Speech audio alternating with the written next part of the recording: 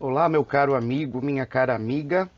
Eu gostaria de fazer um resumão com você hoje sobre a filosofia ou os ensinamentos dos sofistas, coisa que nós já vimos em aulas anteriores, mas para que possamos recapitular todas essas informações e compilar tudo isso dentro do nosso cérebro, eu gostaria de propor para vocês esse resumão acerca do pensamento deles, em que contexto eles estão, para entendermos então o motivo que leva eles a pensarem de determinada maneira.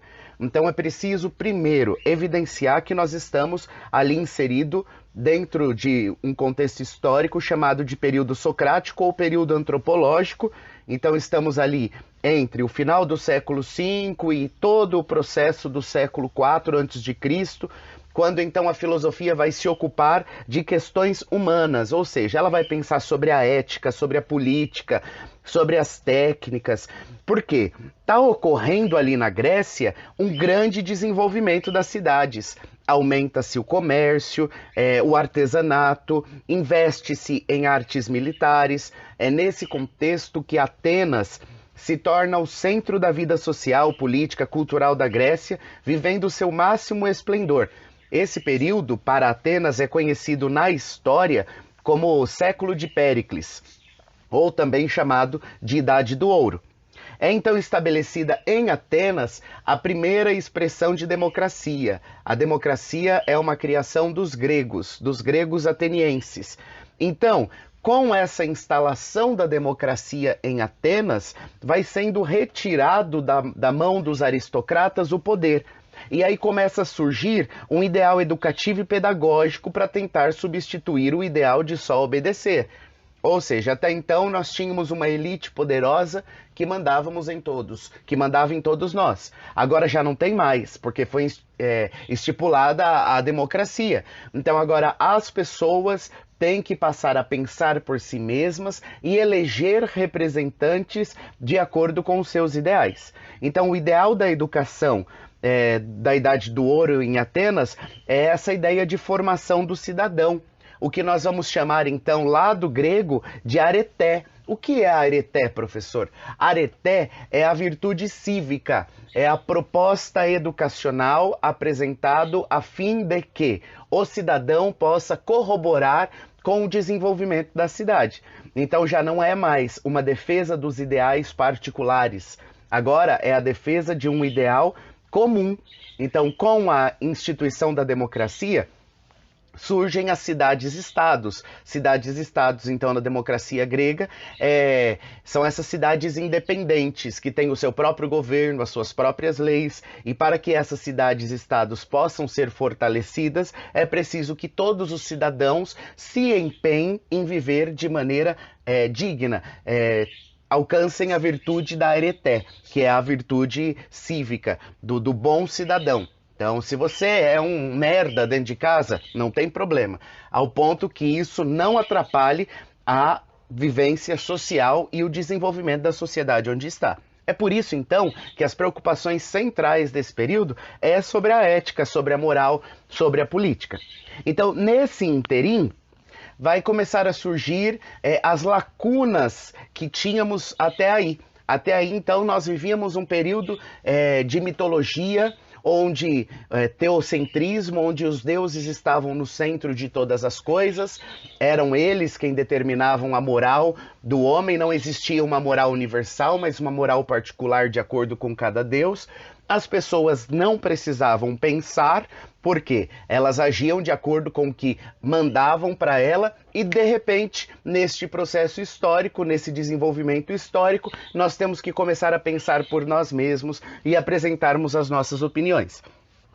É nesse interim que vai surgir, então, o movimento sofista. O povo está ignorante. O povo não sabe pensar, o povo não sabe se articular. E agora o povo precisa de tudo isso para que a areté, a virtude cívica, aconteça e a democracia tenha ali o seu ápice, possa desenvolver com plenitude. Então, os sofistas, dentre eles os mais importantes, e nós falaremos daqui a pouco, Protágoras, Górgias, Isócrates, poderíamos falar também de Xenofontes, eles diziam que os seus ensinamentos eram essenciais para o desenvolvimento da democracia. Claro que os críticos dos sofistas vão dizer os seus ensinamentos eram repletos de erros e contradições e não tinha vida útil para a polis, para a cidade-estado, a polis. Então, como que os sofistas se apresentavam? Eles eram professores viajantes, passavam de cidade em cidade, se apresentavam como mestres da oratória, ou seja, do saber falar, e da retórica, ou seja, do saber convencer, afirmando eles ser possível ensinar aos jovens essa arte da oratória e da retórica, a fim de que eles pudessem ser bons cidadãos. Então, em que consistia essa arte? Como nós poderíamos resumir esta arte da oratória e da retórica? Tratava-se de uma arte da persuasão, é a arte do convencimento. Os sofistas então passavam a ensinar técnicas de persuasão aos jovens, a fim de que eles pudessem defender na democracia e no meio político as suas opiniões e os seus ideais. Então, historicamente, há uma dificuldade para nós estabelecer uma linha, um panorama sobre os pensamentos dos sofistas, porque não se tem textos, nós temos fragmentos, pequenos pedaços de frases. Por isso que, então, toda a afirmativa que a gente tenta fazer sobre os sofistas é uma afirmativa meio que vaga, vazia. O que nós poderíamos enfatizar, então? Ensinavam a arte da oratória, o discurso retórico, tá certo? Esse discurso retórico tinha em vista fazer o quê? A ação, tinha em vista persuadir, convencer as pessoas acerca dos seus ideais para que elas pudessem agir do jeito que você queria. Era composto por uma linguagem genérica, é aquilo que é, mas não é, que no meio do caminho pode ser diferente. Eles defendiam que não há uma verdade absoluta e ainda enfatizavam que o interesse do discurso é o meio e nunca o fim. Então me dá um exemplo, professor. Então eu, jovem, agora instalado na democracia, preciso fazer minha vida. Então eu vou me candidatar a um cargo público. Eu preciso convencer as pessoas de que as minhas ideias são válidas para que elas possam votar em mim. Então, o interesse é o meio pelo qual eu farei com que as pessoas acreditem em mim. O interesse para os sofistas não é o fim. O fim é ser eleito e cumprir tudo aquilo que prometi. Se, após ser eleito, eu vou cumprir ou não, isso é outra coisa. O importante é eu chegar lá. O importante é o meio pelo qual eu fui eleito. Então, eles vão instalar ali, dentro da democracia grega, um relativismo discursivo. Então tudo depende de tudo, ou seja, nós poderíamos chamar isso também de subjetivismo. Um subjetivismo, tudo depende de cada um.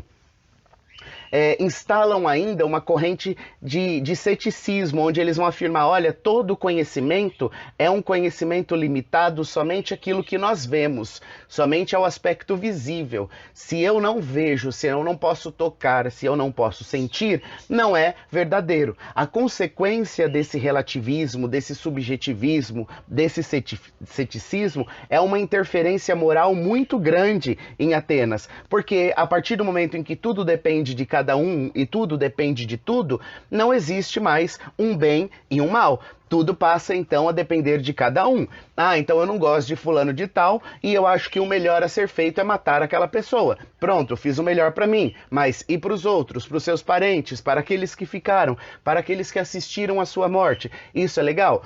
Tudo depende de tudo. Isso é o resultado do relativismo, do subjetivismo dentro de uma sociedade democrática. Na arte da persuasão, eles vão ensinar muito sobre o utilitarismo. Eram as habilidades retóricas particulares que eles usavam para fazer esta manipulação das ideias. O nome disso, pessoal, é pirotecnia verbal. Isso mesmo, pirotecnia verbal. Eles usavam essa pirotecnia verbal para cobrir o vazio do seu discurso. Então eles começavam a falar, engambelava, enrolava, ia para um lado, ia para o outro, fazia cara de sonso e aí acabava convencendo as pessoas. A pirotecnia verbal é quando eu não sei exatamente o que eu estou dizendo e aí eu começo a falar que eu vou estocar o vento, que eu vou mandar as forças armadas, e aí então eu vou criando ali argumentos de autoridade a fim de fazer com que as pessoas não se revoltem contra mim. Então nós destacamos lá no começo que Protágoras é um dos principais pensadores desse movimento sofista. Então ele nasceu ali provavelmente em 481 a.C. na Trácia, e bastante jovem ele foi para Atenas e vivenciou todo esse processo de instalação da democracia e passou a ganhar dinheiro ensinando os jovens que tinham em vista conseguir cargos públicos. A sua máxima, a sua ideia maior é afirmar que o homem é a medida de todas as coisas, das coisas que são, enquanto são, e das coisas que não são, enquanto não são. Então nós poderíamos dizer que para Protágoras não é inegável o significado antropocêntrico dos seus ensinamentos. Para ele, não existe verdade absoluta. Para ele, o homem deve interpretar os dados de tudo que existe a partir dos seus sentimentos, de acordo com os seus próprios ideais e interesses. Então, se nós nos perguntássemos quem é o sábio para Protágoras ou para os sofistas, ele vai dizer: o sábio é aquele capaz de usar a arte da persuasão, ou seja, de fazer com que as pessoas acreditem que a sua ideia é a melhor opinião e é através desta sua opinião que nós chegaremos à verdade. A consequência disso é, então, a possibilidade de tirar proveito sobre as outras pessoas. Protágoras ainda se dedicava a ensinar uma moral. E essa moral ensinada por Protágoras, ela é convencional, ela não é arbitrária, ou seja, ela depende dos meus próprios interesses. Falou ainda sobre religião. Interessante quando ele diz que quanto aos deuses eu não ouso dizer nem que os deuses existem, nem que eles não existem, nem que se parecem conosco, porque muitas são as coisas que me impedem de chegar ao conhecimento certo. Ou seja, isso é pirotecnia verbal, pessoal. À medida em que eu não digo e nem desdigo, eu estou fazendo uma pirotecnia verbal. Então, o homem é a medida de todas as coisas que são e de todas as coisas que não são. O segundo filósofo que nós poderemos destacar nesta aula, que mais se destaca ali também, é Górgias. Górgias nasceu em 484 a.C. Górgias levou o relativismo de Protágoras ao extremo, tornando este relativismo um grande ceticismo. Então nós poderíamos destacar ali um pensamento central para entender esse ceticismo. Esse ceticismo é quando coloca tudo em descrença. Para ele, nada existe. Se existisse alguma coisa, nós não poderíamos conhecê-la. Se nós pudéssemos conhecê-la, não poderíamos comunicar nosso conhecimento aos outros. Então, Górgias conclui que não pode haver conhecimento certo das coisas, e por isso é necessário nós nos esforçarmos para convencer os homens da probabilidade de ser aquilo que parece ser. Ou seja, a partir do meu próprio interesse retórico, eu busco convencer as pessoas sobre o que pode talvez ser, mas que nós não podemos afirmar. Essa é a grande discussão entre o movimento sofista e Sócrates. Então, o movimento sofista, porque é relativista, porque é subjetivista, porque é ceticista, nunca vai afirmar uma verdade absoluta e vai negar a existência de uma verdade absoluta. Enquanto que Sócrates é o filósofo, pai da filosofia, e diz: a verdade existe e ela precisa ser encontrada.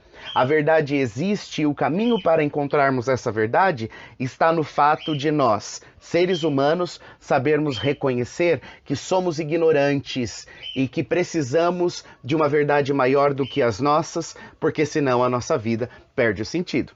É isso aí, pessoal. Por hoje é só. Na próxima aula nós continuamos. Tchau, tchau.